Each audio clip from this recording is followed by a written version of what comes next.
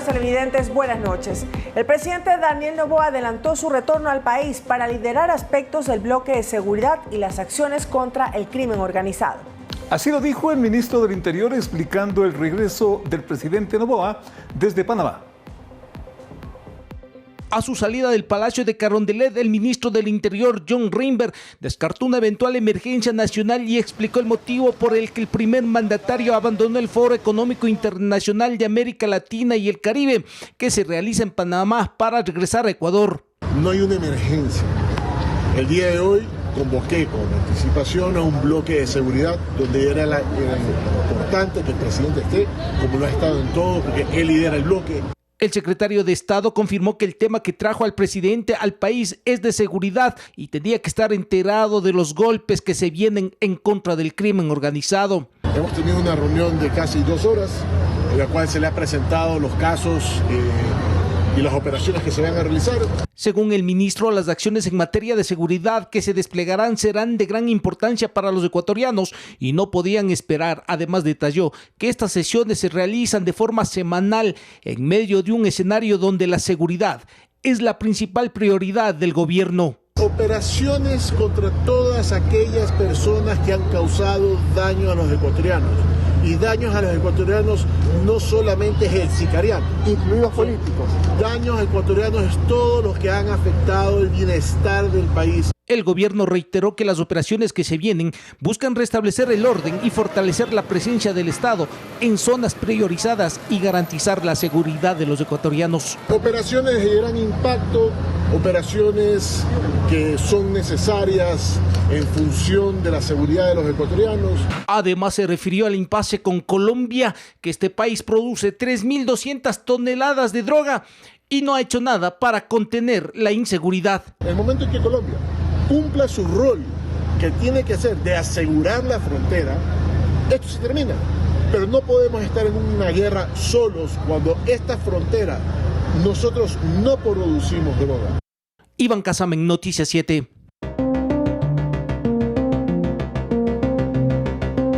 La prefecta del Guayas, Marcela Aguiñaga, deslindó responsabilidades en el manejo de los aportes de la Revolución Ciudadana cuando ella representaba a esa organización política. Marcó así distancias con el escándalo que ahora involucra a otros dirigentes, empezando por la ex candidata Luisa G. La Fiscalía investiga a la ex candidata presidencial Luisa G. por el financiamiento supuestamente en efectivo que habría recibido desde Venezuela para su campaña electoral del 2023. Sin embargo, la abogada se deslindó de esa responsabilidad. En ese momento, la presidenta del partido era Marcela Aguiñaga.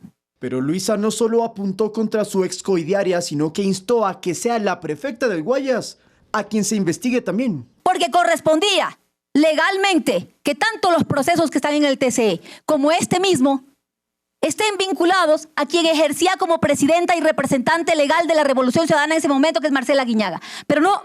Como era de esperarse, sus declaraciones no cayeron bien en Aguiñaga, que a través de un video en redes sociales le contestó. Sinceramente, ya nada me sorprende. Solo que resulta absurdo que quien fue candidata presidencial hoy desconozca o pretenda desconocer la ley electoral. La expresidenta de la RC se amparó en el Código de la Democracia para aclarar que la responsabilidad de los fondos de campaña recaen en el candidato y no en los dirigentes del movimiento. Yo no fui parte del buró de campaña y por lo tanto desconozco el origen de su financiamiento. No firmé, no revisé y no avalé esas cuentas porque no eran mi función. Para el expresidente del extinto Tribunal Supremo Electoral, Carlos Aguinaga, las responsabilidades son compartidas. Claro que tienen responsabilidad los candidatos, tienen responsabilidad el partido, el candidato, el responsable económico, todos tienen responsabilidad. Aquí las responsabilidades de la organización política, porque son aportes, uno, que vienen del extranjero, dos, que tienen un origen ilícito, ¿no es cierto? Y eso debe ser investigado y juzgado. En cambio, Rafael Correa discrepa con Aguiñaga y mediante su cuenta de X arremetió contra su exministra. Aguiñaga se separó el año pasado de la Revolución Ciudadana por discrepancias con Correa y Luisa, quienes la tachan de traidora. Respecto a las investigaciones por el caso Caja Chica, la prefecta aseguró que colaborará con la Fiscalía en lo que se necesite. Lautaro Andrade Castro, Noticias 7.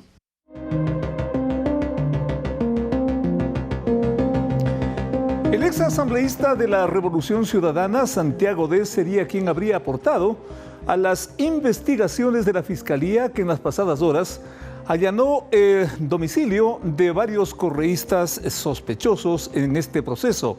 Veamos el informe. Para que allanaran las casas de 3 militantes de la Revolución Ciudadana, se sospecha que un exintegrante de esa agrupación política habría entregado información a la Fiscalía. Así lo señaló el gobernador de la provincia de Los Ríos, Galo Lara, en una entrevista con Noticias 7. Y de quien se refiere es Santiago D., ex asambleísta y hoy procesado por la presunta violación a una menor de edad. Cuéntele a los ecuatorianos todo lo que sabe el señor Santiago. Es el momento en que debemos escucharlo. Lara afirma que el ex legislador estaría delatando a su antigua organización política porque los conocía bastante bien. Yo recuerdo, Santi le decía a Rafael Correa, Santi, ven acá. Llegaba a cualquier ciudad y primero se reunía con Santi 5 minutos. Los enviaba adelante con un grupo de motos. Luego de eso salía Correa. ¿Qué nomás sabrá Santi? Para el académico Esteban Ron, aunque no hay certezas aún de que el delator sea Santiago D., su cercanía con la Revolución Ciudadana sí concuerda con un perfil para tener información sobre el financiamiento en campaña. Es de común conocimiento en el espectro político que Santiago Díaz era no solo un hombre de confianza del correísmo, sino que participaba en el tema electoral de la Revolución Ciudadana, ¿sí? Como encargado del control electoral, como encargado de la gestión administrativa en el Consejo Nacional Electoral, entre otras. A Santiago D. lo llamaron a juicio por violación en noviembre del año pasado por presuntamente ultrajar a una niña de 12 años en Quito.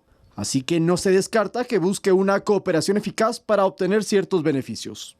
El cumplimiento de la pena no sea en una cárcel de máxima seguridad o sea en régimen semiabierto, o sea, yo creo que más por ahí, va por ahí, pero al menos la primera parte, ¿sí? La primera parte de cumplimiento de pena va a ser súper ordinario. Los delitos sexuales, bajo ninguna circunstancia, te digo, y en general, generan un tema de colaboración eficaz y de atenuantes casi nulos, porque además es contra menor de edad. Ojo, ¿no? Rafael Correa negó en su momento una relación directa con el ex legislador, lo que con fotografías de redes sociales, al poco tiempo después, se comprobó. Lautaro Andrade Castro, Noticias 7. La próxima semana se perfila decisiva dentro del posible juicio político al presidente del Consejo de la Judicatura, Mario Godoy, que la Comisión Legislativa de Fiscalización empezará a correr el plazo que tienen los legisladores para pronunciarse una vez recibidas las pruebas a favor y en contra del acusado. Para esta etapa, tanto los asambleístas interpelantes como el funcionario interpelado están invitados a exponer sus argumentos de cargo y de descargo en el seno de la comisión. No hay fechas definidas para estas comparecencias. Sin embargo, el presidente de la Comisión de Fiscalización, Ferdinand Álvarez, dijo que esta fase será clave, pues determinará la contundencia de los argumentos que justifiquen un supuesto incumplimiento de funciones del presidente del Consejo de la Judicatura. El día lunes vamos a sesionar para verificar la aceptación o no de prueba nueva que ha sido presentada por los proponentes del juicio político. Hasta el momento tenemos 5 solicitudes de prueba nueva que han sido presentadas por los proponentes. Voy a comparecer ante la Comisión de Fiscalización porque es mi deber. Cuando la transparencia está en juego, hay que dar la cara.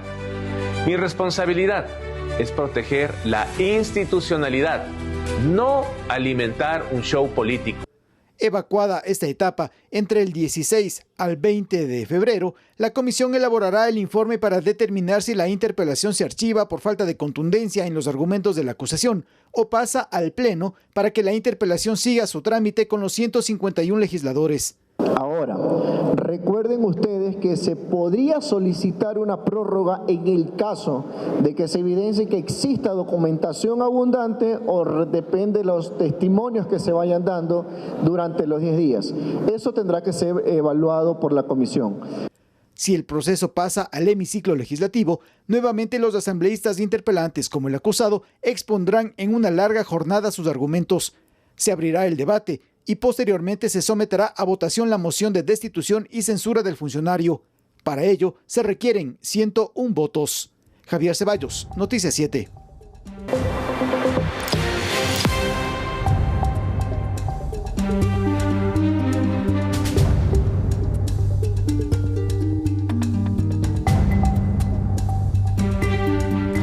Un socavón enorme en la ciudad de Quito amenaza con colapsar un tramo de la avenida Simón Bolívar en el sector de Pomasqui. Las imágenes son impactantes y muy cerca de un conglomerado de casas donde pone en peligro a varias personas.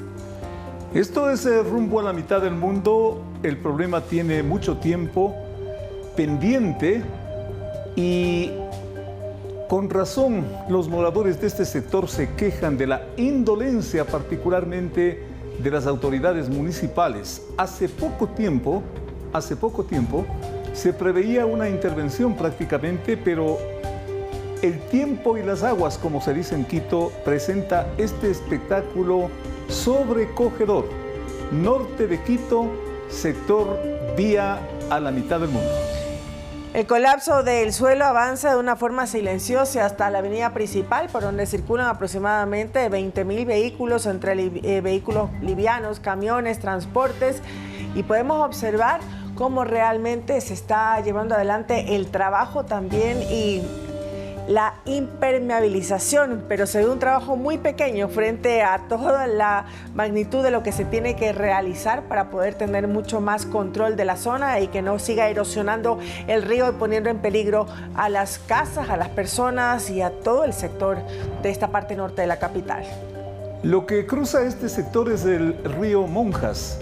El río Monjas que ustedes ven en las gráficas y que ha ido erosionando a través del tiempo y de los años, y en la parte superior cientos, decenas de familias, decenas de vidas que cualquier rato se van prácticamente al abismo. La desidia y el abandono de las autoridades, particularmente municipales.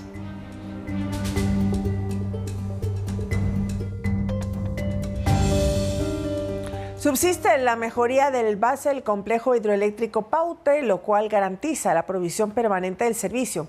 Este jueves el abastecimiento de agua en Mazar quedó a solo 3 metros de su nivel máximo.